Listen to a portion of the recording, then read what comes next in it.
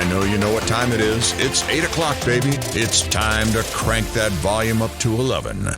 Welcome to Squawk Box Radio, the place where nothing real happens. And I really care what you people think about that. I really do. First of all, I want to apologize for yesterday's broadcast. We had technical difficulties, and I know it abruptly ended. We think we have everything fixed, though. Today in the news. Today's lunar eclipse will be broadcasted live on this station. Now that will be exciting. Hearing a lunar eclipse on radio. Psychics who predicted that the world would end yesterday admitted they were wrong. Study finds that most new people in town are not from here. And weather. More rain could cause more flooding. Weatherman asks it to stop. Now on with the show. We are here, people, and in the studio today is, you guessed it, Mr. Storyteller himself, Travis Clark. How are you doing today? I'm doing well, thank you. Since yesterday ended on a sour note, why don't we take another listener's question today? That sounds fine. I'll take caller number 3 for today's question. Sorry, you're not the right caller. Sorry, you're not the right caller. You are lucky number 3. What's your question? When did you propose to Becky? It looks like people want to hear more about your love story, Travis. It is part of the story. Thank you, caller, and stay on the line so we can give you a gift. I'm still waiting on my ice cream. I'll make sure it's here tomorrow. What type would you like? Vanilla's fine. Do you want anything with it? Nuts? Sprinkles? Fudge? Plain is good with me. I figured, but I had to ask. You seem like a very simple man. The older you get, the fewer things you really love. And by the time you get to my age, maybe it's only 1 or 2 things. So let's go to the story then. It was senior year in high school. The school year was almost done. I've been dating Becky for a couple of years now. We spent a lot of time together. If it wasn't at school, she was at my house looking after my younger brothers. Hey, Becky. I've been thinking. Uh-oh. I hope it's something good. It's about us. Then I really hope it's something good. I was thinking about what we are doing after high school. I don't know. I'll go wherever you want to go. Well, I was thinking about joining the army. I'm not joining the army, but maybe you can sneak me on base.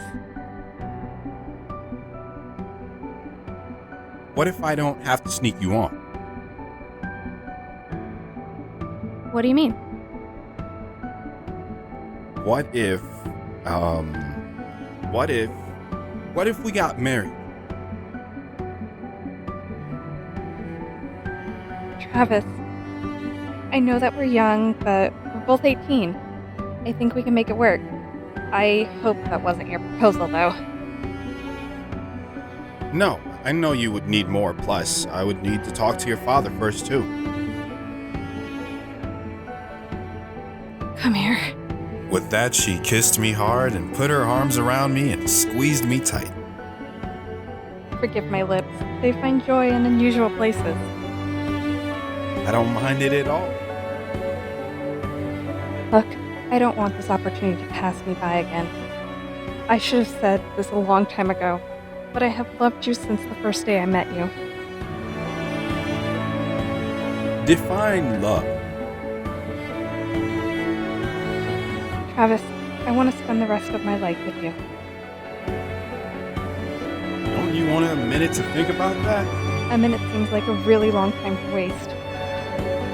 I'm just a flame running through the fire, Becky. That's where you're wrong, Travis. You are the fire. We kissed passionately. And later that day, I went over to her father's and asked him for his daughter's hand in marriage. I told him my plan of joining the army and that we wouldn't get married until after I finished training. He told me that he knew this day was coming and that he was excited and scared. He told me that it was hard to let go of his baby girl, but that he would be honored to give me his daughter. His last word to me was what his father told him. Love isn't about playing it safe. It's about risk. Unless you're willing to put yourself out there, you won't know. And I know you know how to love her, care for her, Your father made you a good man, Travis. And I know she'll say yes to you. Welcome to the family, Travis.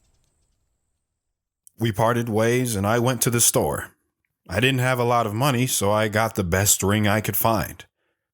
It had a small stone, but it suited us. It wasn't bright and flashy. It wasn't a trophy to display, but I knew Becky and I knew it didn't matter. I could have tied a piece of string around her finger and she would have been happy. I bought the ring and made plans for a special date. Becky, are you doing anything Friday night? No, I don't think so. I'm ahead on my schoolwork, and your father says he doesn't need me on Friday for some reason. Good. I want to take you somewhere. Do I need to dress up? No, you can be casual. But I do warn you, we will have to walk a little bit. I don't mind. The next day at school, I got with Chad and told him about my plans. So, you're going to do it, huh, pal? Yep, she is the one. How can I help? I need it to be special. I got the location, I just need everything else. I told Chad my plan, and after school, we started getting everything ready. You sure you have enough extension cords? You're right. Let's take some more. Grab those Christmas lights, too. What do we need the Christmas lights for? I've got a plan. We loaded everything into the back of his truck and drove to the spot. We set up the lights and ran the extension cords to a nearby generator, which I must admit was fun to get out there. What the heck were you guys doing? You'll see. Later that night, I walked to Becky's house and picked up my date. Are you going to tell me where we're going? You'll find out soon enough. We walked down the road a little bit and I started taking off my shoes. She followed suit and we crossed the stream. We put back on our shoes and walked through the meadow where we first kissed. It's funny what triggers memories. Do you remember your first day of school or your first time driving? I bet you don't. But you always remember that first kiss. We continued walking up the hill, and when we got to the top, I motioned for Chad to turn on the generator. He fired it up, and all the lights came on that we strung up in the tree. She saw the blanket and the picnic basket, and even though I wasn't looking at her, I felt that she was smiling. It's beautiful. Not as beautiful as you. Come here. She kissed me hard. She loved me. I was sure of it. And I loved her. We broke our embrace and we sat down on the blanket. I heard Chad's truck fire up and drive off. He was a good friend, always there to lend a hand, but smart enough not to get in the way.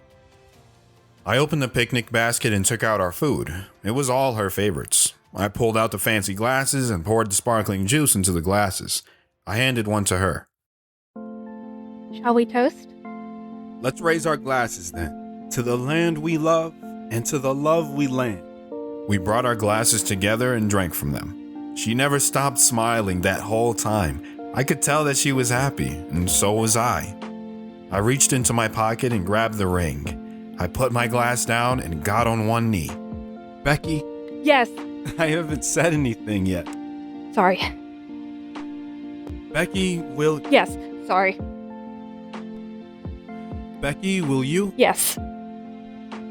Becky, will you marry me? Yes. 1,000,000 times yes. I know it's not much. It's not the ring I want. I want you. I want to stand up in church in front of our family and friends and become your wife. I want them to listen to our vows and let them watch you slide the ring on my finger. I want to marry you, Travis.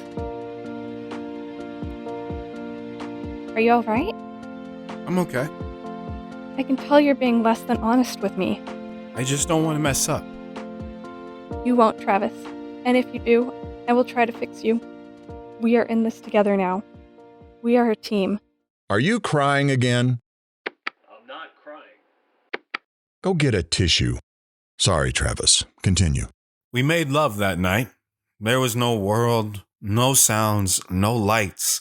Everything was gone except us, two bodies naked, trembling in the act of love. We laid there cuddling together and talked all night.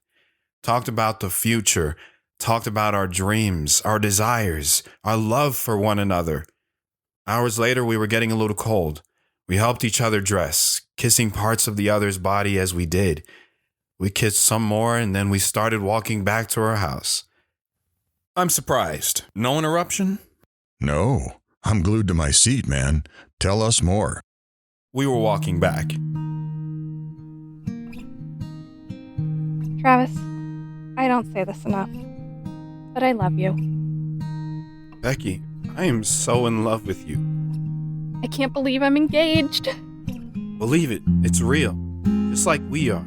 With you by my side, it's heaven. We got to her porch and I kissed her goodnight. She went inside and I could hear commotion. Her father and mother were congratulating her. I continued to walk home. The sound of silence was all I could hear now. I began to realize that the sound of silence was trying to teach me.